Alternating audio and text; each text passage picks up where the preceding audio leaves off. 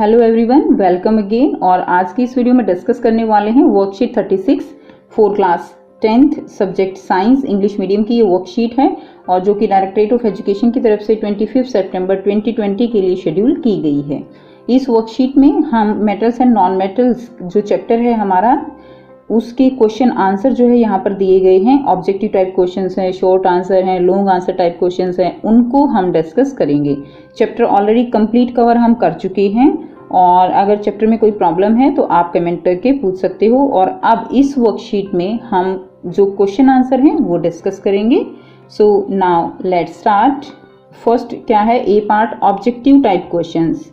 So first question is an element react with oxygen to give a compound with high melting point. This compound is also soluble in water. The element is likely to be, तो बच्चों एक element है जो oxygen के साथ react करता है and it can form a high melting point and that compound is soluble in water. So high melting point हो और soluble भी हो वाटर में तो वो एलिमेंट क्या हो सकता है, that is calcium. Okay, calcium oxide जो है फॉर्म होता है एंड कैल्शियम ऑक्साइड वाटर के अंदर रिएक्ट करके क्या फॉर्म करता है, कैल्शियम हाइड्रोक्साइड CaOH2। ओके, तो बच्चों इसका ए आंसर होगा। सेकंड क्वेश्चन देखिए, metal oxides are dash in nature. तो मेटल के जो ऑक्साइड्स होते हैं they are basic in nature. Okay, like calcium oxide की ही बात करें तो ये कैसा है नेचर में, it is basic in nature. Next, the non metal which can conduct electricity. So non metal which can conduct electricity हमने एक्सेप्शन किया था, so that is graphite. Graphite will be the answer. Next question number 4 क्या है, arrange copper silver and aluminium in increasing order of reactivity. तो बच्चों increasing order करना है तो सबसे पहले जो कम रिएक्टिव है वो लिखेंगे। तो कॉपर सिल्वर और एल्यूमिनियम में सबसे कम रिएक्टिव कौन सा है, सिल्वर है। ओके, सिल्वर सबसे पहले आप लिखेंगे सिल्वर। सिल्वर का सिंबल क्या होता है, Ag। उसके बाद रिएक्टिव कौन सी है, then reactive is copper and then maximum reactive that is aluminium. So ये जो है इसका रिएक्टिविटी इंक्रीजिंग ऑर्डर हो जाएगा। नेक्स्ट क्वेश्चन क्या है, a list of common metals arranged in order of their decreasing reactivity is known by what name. So बच्चों जो लिस्ट है जिसमें जो मेटल्स हैं उनको डिक्रीजिंग रिएक्टिविटी के बेस पे अरेंज किया गया है, that list is known as reactivity series.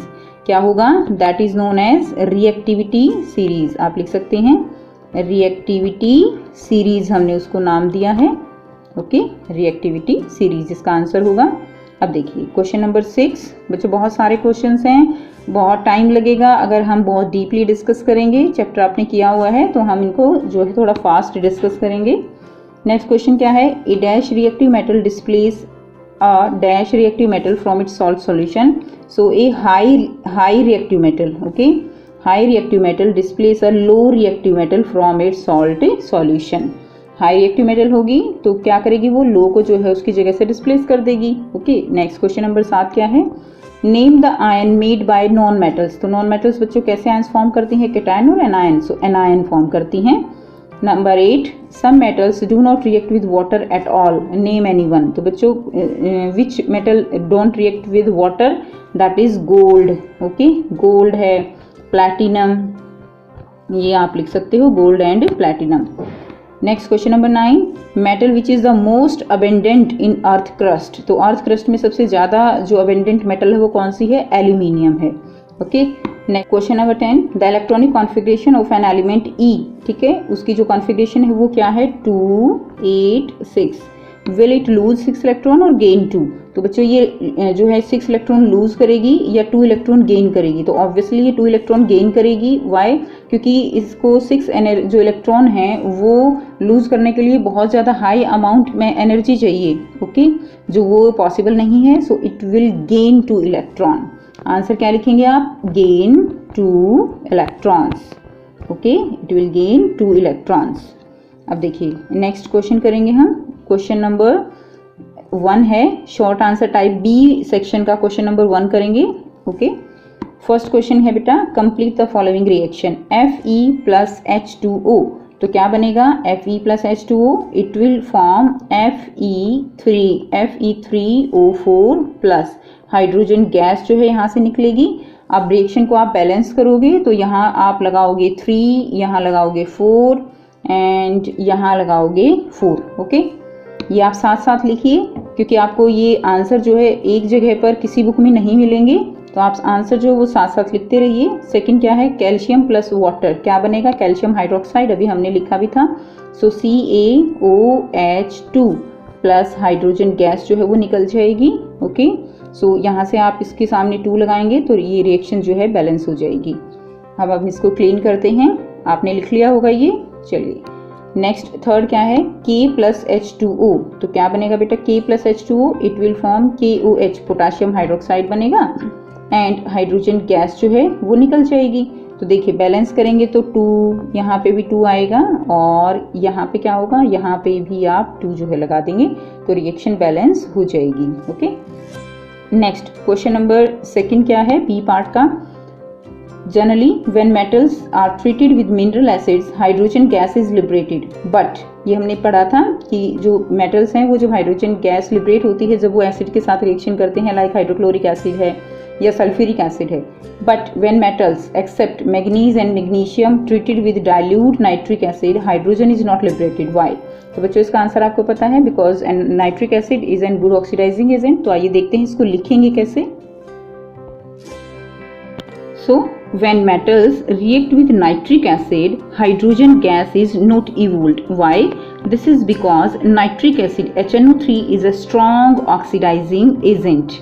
It oxidizes hydrogen produced to water and itself reduced to any of the oxides of nitrogen, maybe N2O, NO or NO2. For example, copper अगर nitric acid के साथ react करता है तो क्या बनेगा, copper nitrate plus NO। Okay, and water जो है ये बन जाएगा। हाइड्रोजन गैस निकलती है लेकिन जो इंटरमीडिएट प्रोडक्ट है उसको क्या करता है कि ये नाइट्रिक एसिड ऑक्सीजन प्रोवाइड कर देता है और क्या बना देता है, वाटर फॉर्म कर देता है। इसीलिए बच्चों नाइट्रिक एसिड के साथ हाइड्रोजन गैस जो है वो इवॉल्व नहीं होती। तो आप यहाँ से वीडियो पॉज करके आंसर लिख सकते हैं। नेक्स्ट क्वेश्चन देखते हैं। क्वेश्चन नंबर 3 क्या है, you are given a hammer, a battery, a bulb, wires and switch. तो आपको हैमर दिया गया है बच्चों, बैटरी दी गई है, बल्ब, वायर एंड स्विच दिया गया है। फर्स्ट क्वेश्चन आपको बताना है, how could you use them to distinguish between samples of metal and non metal. तो आप उनको कैसे यूज करेंगे मेटल और नॉन मेटल के सैंपल को अलग अलग करने के लिए। एंड बी पॉइंट क्या है, assess the usefulness of these test in distinguish between metals and non metals. और ये जो आपको मटेरियल प्रोवाइड किया गया है इसको आप कैसे टेस्ट करेंगे कि कोई भी आपको जो सैंपल है वो मेटल है या नॉन मेटल है। तो बच्चों हैमर से तो हम उसको जो है बीट करके देख सकते हैं कि वो अगर जो शीट में कन्वर्ट हो जाती है तो वो क्या है, मेटल है, और अगर नहीं होती है, टूट जाती है, तो इट मीन्स क्या है, वो क्या है, नॉन मेटल है। तो आइए देखते हैं बच्चों इसका क्वेश्चन जो है आंसर कैसे लिखेंगे। तो देखिए बच्चों फर्स्ट क्या है, take the given sample of a metal और non metal, beat the sample with the hammer. Okay, if the sample break this means that it is brittle, brittle यानी बिखर जाती है, and hence it is a non-metal. On the other hand, if the sample flatten to form a sheet, this means that the sample is malleable and hence it is a metal. Moreover, a metal is sonorous. Okay, metal कैसी होती है, sonorous होती है, sound produce करेगी and it produce sound on hammering, while a non-metal is non-sonorous. ये भी आप जो है यहाँ पर लिख सकते हैं। नाउ सेकंड क्या है कि हम जो है इस तरह का एक्सपेरिमेंट से जो प्रैक्टिकल करके देख सकते हैं। देखिए, setup the electric circuit of the given electrical appliances as shown in the figure. Bulb लगा लिया, की लगा ली, क्लिप्स जो है वो जो है हमारे पास जो भी है बैटरी लगा के देख ली, और यहाँ पर हम सैंपल लगा के देखेंगे। अगर बल्ब ग्लो करता है it means it is a good conductor of electricity, और वो क्या होगी, वो मेटल होगी।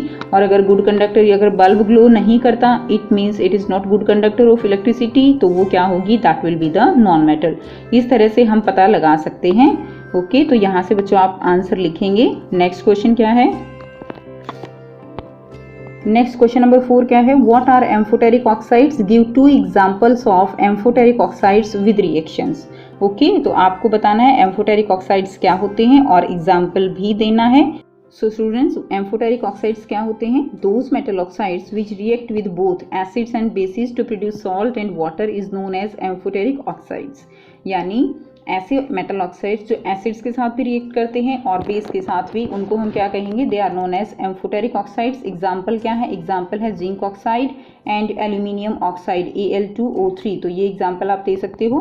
फ्रेंड्स आपको यहाँ पर एग्जाम्पल देना है, तो हम एग्जाम्पल लेंगे जिंक ऑक्साइड का। जिंक ऑक्साइड की आप हाइड्रोक्लोरिक एसिड के साथ रिएक्शन दिखाएंगे, it will form ZnCl2 plus water जो है यहाँ पर बनेगा। तो देखिए ये किसके साथ रिएक्ट किया, एसिड के साथ। एंड जिंक ऑक्साइड अगर ये बेस के साथ रिएक्ट करता है दैट इज NaOH, तो क्या फॉर्म करेगा, Na2 sodium zincate, Na2ZnO2 okay, plus hydrogen gas जो है यहाँ से निकल जाएगी। तो ये एग्जाम्पल आपको लिखना है कि जिंक ऑक्साइड वो एसिड के साथ भी रिएक्ट कर रहा है एंड बेस के साथ भी रिएक्ट कर रहा है। So this is the example of amphoteric oxides. Next question है, give reasons. Copper is used to make hot water tanks and steel not steel, क्योंकि बच्चों स्टील जो है वो क्या है, एलॉय है, और इसीलिए ये हॉट वाटर टैंक्स इनको बनाने में यूज नहीं किया जाता। तो आइए देखते हैं इसका आंसर आप कैसे लिखेंगे। Copper is used to make hot water tanks due to the following reasons. Copper does not react with hot water or steam, whereas steel react with steam. Okay. Second क्या है, copper is one of the best conductor of heat and hence it saves energy. And third क्या है, the melting point of copper is higher than steel. So ये 3 reasons है जिनके कारण हम copper को use करते हैं but steel को हम use नहीं करते to make hot water tank. Next question करेंगे।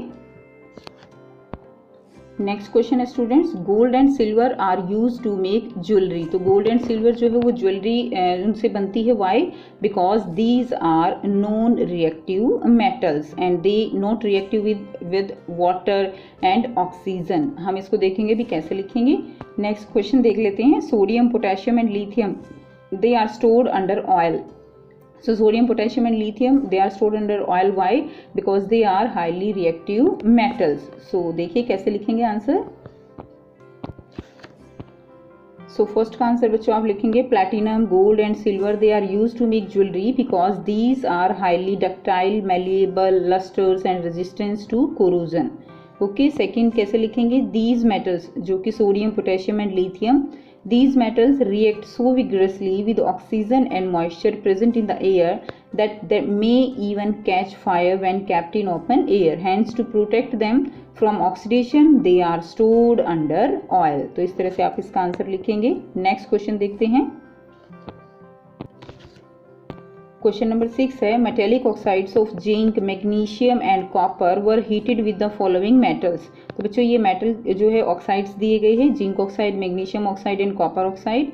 यहाँ पर आपको मेटल्स दी गई हैं जिंक, मैग्नीशियम एंड कॉपर। तो आपको बताना है in which case will you find displacement reaction taking place. तो डिस्प्लेसमेंट रिएक्शन किस में होती है, जो हाईली रिएक्टिव मेटल है वो लो रिएक्टिव मेटल को डिस्प्लेस कर सकती है। सो यहाँ पर देखिए क्या होगा, जिंक जो है, जिंक ऑक्साइड, इसके साथ यहाँ पर कोई रिएक्शन नहीं होगी, तो आप यहाँ पे लिख देंगे नो। ओके, अब नेक्स्ट अगर हम देखें तो मैग्नीशियम एंड जिंक ऑक्साइड। तो बच्चों मैग्नीशियम जिंक से क्या है, ज़्यादा रिएक्टिव है, सो यहाँ पर डिस्प्लेसमेंट रिएक्शन हो जाएगी। यहाँ पर लिखेंगे यस, डिस्प्लेसमेंट रिएक्शन अभी आप लिख सकते हो। एंड कॉपर जो है वो जिंक से रिएक्टिव नहीं है, सो यहाँ पर कोई रिएक्शन नहीं होगी, तो यहाँ पर लिखेंगे नो। नेक्स्ट यहाँ पर देखिए मैग्नीशियम ऑक्साइड गिवन है, तो जिंक इसके साथ कोई रिएक्शन नहीं होगी क्योंकि जिंक वो मैग्नीशियम से कम रिएक्टिव है, तो यहाँ पर क्या हो जाएगा, नो। मैग्नीशियम के साथ कोई डिस्प्लेसमेंट रिएक्शन नहीं होगी, कॉपर मैग्नीशियम को डिस्प्लेस नहीं कर सकता, सो यहाँ पर क्या लिखेंगे, नो लिखेंगे। अब देखिए जिंक की कॉपर के साथ, जिंक कॉपर से ज़्यादा रिएक्टिव है तो यहाँ डिस्प्लेसमेंट रिएक्शन होगी। मैग्नीशियम कॉपर से ज़्यादा रिएक्टिव है तो यहाँ भी डिस्प्लेसमेंट रिएक्शन होगी। एंड अगर हम थर्ड की बात करें कॉपर की, कॉपर के साथ कोई डिस्प्लेसमेंट रिएक्शन नहीं होगी। तो ये बच्चों आपका आंसर रहेगा, यहाँ से आप इजीली लिख सकते हैं। चलिए नेक्स्ट क्वेश्चन देखते हैं, question number 7। Give an example of a metal which is the most malleable. Okay, so most malleable metal कौन सी है, gold, gold AU। Okay, so gold जो है वो बहुत ज़्यादा मैलिएबल है, इसके 1 ग्राम से 1 स्क्वायर मीटर की शीट जो है वो बनाई जा सकती है। Okay, second the best conductor of heat, best conductor of heat कौन सी है, silver, silver that is Ag। And C not found in free state. तो बच्चों not found in free state कौन सी मेटल्स होती हैं, अल्कली मेटल्स। और अल्कली मेटल्स के एग्जाम्पल आप लिखेंगे lithium, sodium, potassium, these are very highly reactive metals, so they are not found in free state. Okay, next question क्या है, question number 8। Which important properties of aluminium are responsible for its great demand in industries. तो जो aluminium की ऐसी कौन सी properties हैं जिनके कारण उनकी डिमांड जो है इंडस्ट्री में वो बहुत ज़्यादा है। सो आइए देखते हैं कैसे लिखेंगे answer.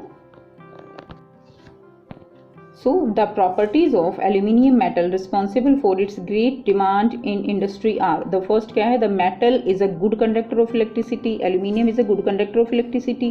Second, the metal is not attacked by water. Okay, third point क्या लिखेंगे, the metal is a powerful reducing agent, ये बहुत अच्छी रिड्यूसिंग एजेंट भी है जिसके कारण इसकी डिमांड बहुत ज़्यादा है। और एक और पॉइंट बच्चों आप लिख सकते हो, it can protect itself bye formation of aluminium oxide layer and this aluminium oxide layer can not react with water, oxygen etcetera. तो 4 पॉइंट आप ये बच्चों लिख सकते हो। नेक्स्ट क्वेश्चन देखते हैं। Next question number 9. When a metal X is treated with cold water, it gives a basic salt with molecular formula XOH and liberate a gas Z which easily catches fire. Identify X, Y and Z and also write the reaction in bold. So यहाँ पर आपको क्या करना है, एक metal है बच्चों X जो कोल्ड वाटर के साथ रिएक्ट कर सकती है। तो देखिए कोल्ड वाटर के साथ सोडियम भी रिएक्ट कर सकती है, उसके साथ पोटेशियम भी रिएक्ट करती है। ओके, और बेसिक सॉल्ट है, बेसिक सॉल्ट भी दोनों मेटल्स देती हैं। मॉलिक्यूलर फार्मूला XOH, तो NaOH, KOH ये भी हो सकता है। एंड लिबरेटेड गैस, दोनों ये हाइड्रोजन गैस लिबरेट करेंगी, विच इजिली कैच फायर। तो आपको XYZ यहाँ पर बताना है, तो आप लिखेंगे मेटल जो है यहाँ पे लिखिए, मेटल X जो है वो क्या होगी, that can be sodium and potassium because it can easily react with water. और इनका जो फॉर्मूला होगा, अब इनकी रिएक्शन देखिए यहाँ पर Na प्लस वाटर, आप पोटाशियम की खुद लिख सकते हो, it will form NaOH plus hydrogen gas जो है यहाँ से निकलेगी। तो NaOH कैसा है, बेसिक इन नेचर है। तो देखिए X ये हो गया, Y जो है यहाँ पर क्या हो गया, Y यहाँ पर हो गया NaOH। ओके, और Z क्या है, लिबरेटेड गैस, तो गैस जो है विच इजीली कैच फायर, तो हाइड्रोजन गैस निकल रही है, तो हाइड्रोजन गैस जो है वो इजीली फायर कैच कर सकती है। तो बच्चों Z लिखेंगे आप, हाइड्रोजन गैस। ओके, Z क्या है यहाँ पे, हाइड्रोजन गैस, ऐसे आप लिखेंगे। अब देखिए क्वेश्चन नंबर 10 हम करेंगे। क्वेश्चन नंबर 10 क्या है, in the given structure right chemical formula. तो बच्चों ये किसका केमिकल फार्मूला है, Na2O, सोडियम ऑक्साइड, Na2O। इसमें मेटल क्या है, मेटल है सोडियम, नॉन मेटल क्या है, नॉन मेटल है इसमें ऑक्सीजन, आप लिखेंगे ऑक्सीजन एंड सोडियम। एनायन क्या है यहाँ पे, एनायन जो है बताना है आपको, तो एनायन क्या है, एनायन है ऑक्साइड आयन और केटायन है सोडियम। ठीक है, 1 इलेक्ट्रॉन लूज करेगा, ऑक्सीजन जो है 2 इलेक्ट्रॉन यहाँ पे गेन कर रही है। तो ये थे बच्चों आपके शॉर्ट आंसर टाइप क्वेश्चन। अब हम करेंगे next long answer type question. So long answer में देखिए फर्स्ट क्वेश्चन आपका क्या है, in the formation of compound A between 2 atom A and B, A loses 2 electrons and B gain 1 electron. Okay, what is the nature of bond between A and B, तो nature कैसा होगा, nature होगा ionic bond, क्योंकि यहाँ पर electron lose हो रहे हैं, गेन हो रहे हैं। Suggest the formula of the compound between A and B, तो फॉर्मूला क्या होगा बेटे, फॉर्मूला होगा AB2। ठीक है, एग्जाम्पल भी आप दे सकते हो AB2 का, like MgCl2, magnesium chloride. Now on similar lines explain the formation of magnesium chloride molecule, आपको बताना है। तो आइए देखिए इसको कैसे लिखेंगे। सो ये आपका कंप्लीट क्वेश्चन है। So ionic bond is formed between A and B because transfer of electron takes place from one place to one atom to another. और यहाँ पे फॉर्मूला कैसे बनाएंगे, ये देखिए इस तरह से आपने 9th में भी सीखा है। तो फॉर्मूला क्या बनेगा, AB2, और यहाँ पर आपको MgCl2 को एक्सप्लेन करना है। तो बच्चों यहाँ से एटम्स क्या है, magnesium chloride, chlorine, atomic number है 12, 17, 17। उसके बाद देखिए आप इलेक्ट्रॉनिक कॉन्फ़िगरेशन जो है यहाँ पे लिखेंगे 282, 287, 287। 2 इलेक्ट्रॉन मैग्नीशियम लूज कर सकता है, एक इलेक्ट्रॉन क्लोरीन ले लेंगे, तो इसके 2 इलेक्ट्रॉन, एक ये क्लोरीन ले लेगा, एक ये, और क्या बन जाएगा, MgCl2। सो बच्चों यहाँ से आप वीडियो पॉज करके इस क्वेश्चन को जो है इसका आंसर लिख सकते हैं। अब इसको एक्सप्लेन करना है, तो आप देखिए magnesium atom has 2 electrons in the outermost shell, और ये जो है क्लोरीन है 7, तो ये 1 इलेक्ट्रॉन लेगा। ये magnesium has tendency to lose 2 electron while each chlorine atom has tendency to gain 1 electron to attain the stable electronic configuration. As a result of this, magnesium atom transfer its one electron to each chloride ion atom, and so there will be the formation of magnesium chloride. Next question है इसी में, देखिए common salt that conduct of electricity only in the molten state, why. So common salt बच्चों कैसा ion है, ionic compound है which conduct electricity in molten state, because molten state में क्या होगा, the electrostatic force of attraction between oppositely charge ion are overcome due to heat and thus the ions move freely and conduct electricity. ये आपने worksheet में समझा है। Okay, next question देखिए क्या है, why is melting point of NaCl is high? Again, why is melting point of NaCl is high? Because there is a strong electrostatic force of attraction between oppositely charged ion in sodium chloride. Okay, sodium chloride में एक Na plus है, एक Cl minus है. So due to oppositely charged ion, there is strong force of attraction between them. Thus a considerable amount of energy is required to break the strong intrionic attraction and thus NaCl has high melting point. इसलिए जो NaCl है उसका melting point कैसा हो जाएगा, बहुत high हो जाता है। नेक्स्ट क्वेश्चन देखते हैं बेटा क्या है। Next question number 2, differentiate between metals and non metals on the basis of following properties, ductility, malleability, density, appearance and electrical conductivity. तो बच्चों आप इसको एक लाइन लगा के यहाँ पे पहले लिखिएगा प्रॉपर्टीज, उसके बाद आप लिखिए जैसे डक्टिलिटी है, उसके बाद फिर आप यहाँ पे लिखिएगा मेटल्स एंड देन यहाँ पे लिखिएगा नॉन मेटल्स, फिर प्रॉपर्टी के सामने उसका आंसर आपको लिखना है। ओके, जैसे फर्स्ट है डक्टिलिटी, तो मेटल्स जो हैं they are ductile in nature, non metals they are not ductile in nature. Malleability, metals they are malleable in nature, non metals they are non malleable in nature. Next is density, metals they are high denser, okay, they have high density, non-metals they are not so much denser। Appearance में लिखेंगे बेटा, appearance में क्या लिखेंगे आप, appearance में that they are shiny, metals में लिखेंगे they are shiny, non metals में लिखेंगे they are dull. Okay, they are dull in appearance. Next electrical conductivity, यहाँ पे लिखेंगे इलेक्ट्रिकल कंडक्टिविटी, मेटल्स में लिखेंगे that they are good conductor of electricity and non metals में लिखेंगे they are not good conductor of electricity except graphite. Okay, कैसे लिखेंगे, they are not good conductor of electricity except graphite. ये answer आपको आसानी से मिल जाएगा आपकी वर्कशीट में, जो आपकी फर्स्ट वर्कशीट थी उसमें बिल्कुल स्टार्टिंग में ही ये क्वेश्चन जो है गिवन है, वहाँ से आप इसको लिख सकते हो। नेक्स्ट क्वेश्चन देखिए बेटे, what is aqua regia, right. Okay, aqua regia के बारे में आपको बताना है। And second, right short note on reaction of metals with salt solution. तो आइए देखिए दोनों क्वेश्चन को हम कैसे लिखेंगे। सो फर्स्ट क्वेश्चन है एक्वारिजिया क्या है, सो लिखिए यहाँ से, it is freshly prepared mixture of concentrated nitric acid and concentrated hydrochloric acid in the ratio of 1:3। तो बच्चों जो एक्वारिजिया है वो 1:3 के रेशियो में होता है। 1 क्या है इसमें नाइट्रिक एसिड और 3 पार्ट क्या होते हैं हाइड्रोक्लोरिक एसिड। और ये जो है ये जो गोल्ड है, प्लैटिनम है, उसको भी डिसॉल्व कर सकता है। सेकंड क्वेश्चन देखिए कैसे लिखेंगे, A more reactive metal can displace a less reactive metal from its salt solution। So बच्चों अगर एक salt solution है, अगर वो जो दूसरी मेटल है वो ज़्यादा रिएक्टिव है और सॉल्ट सॉल्यूशन की जो मेटल है वो कम रिएक्टिव है उससे, तो क्या हो जाएगी, डिस्प्लेसमेंट रिएक्शन हो जाएगी। This reaction is known as the metal displacement reaction and the reactivity is based on the reactivity series in which high reactive metal can displace the less reactive metal। So जो high reactive metal है वो less reactive metal को उसकी position से क्या कर देती है, salt solution में displace कर देगी।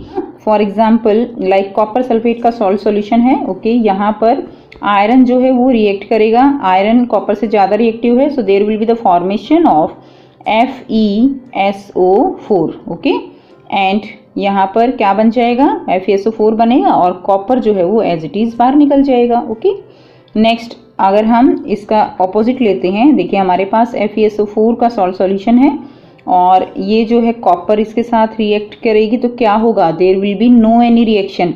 Why, because copper is less reactive than iron.